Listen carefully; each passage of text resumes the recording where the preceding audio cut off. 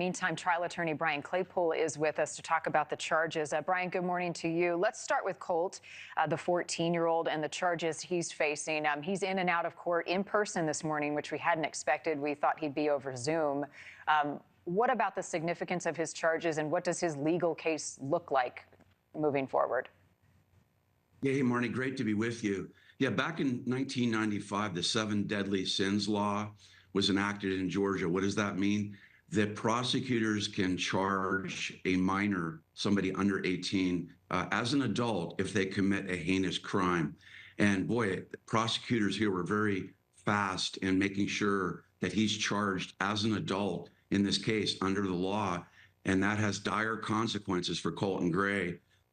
Because if he is convicted of these charges, he could potentially face the death penalty because the death penalty is still in existence in Georgia.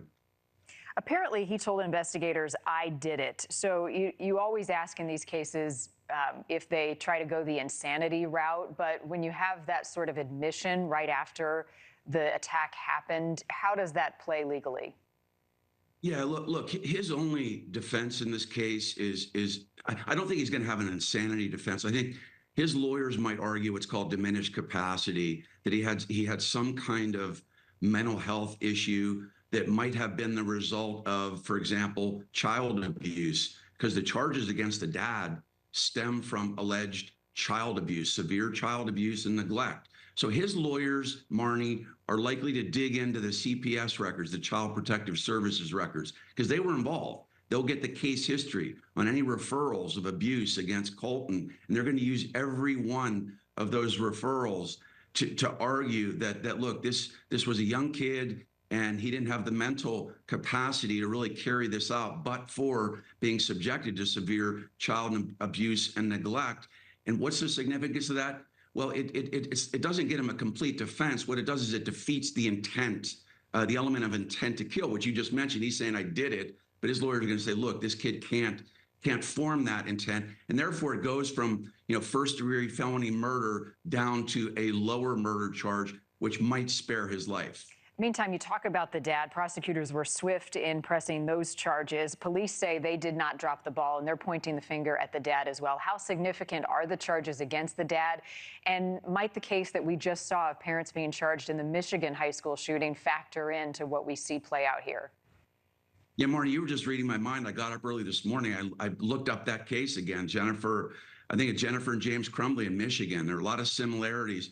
And I think in general, in mass shootings, I'm not sure if you're aware, I was in the Las Vegas mass shooting as a survivor. So I'm a victim of gun violence. And what I've realized over the past few years is to me, it's less about, oh, we've got to ban assault weapons. And it's more about who on the inside has not prevented shootings from happening. And what do I mean by that? There are usually red flags associated with nearly every mass shooting. And in this case, it's no different. You've got CPS involved, right? Child Protective Service, they're involved. They're aware of alleged parents that are derelict, that aren't taking care of their kid. Was he interviewed? Colton, for example, through CPS. You've got a report a year prior. That's staggering in this case, Marnie.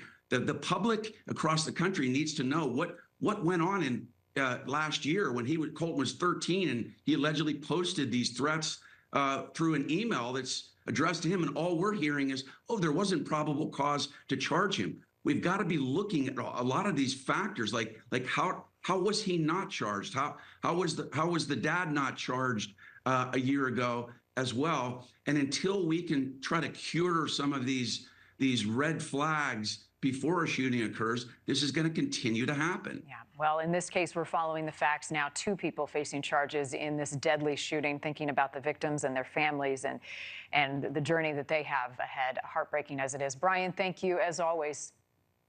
Thanks, Marnie.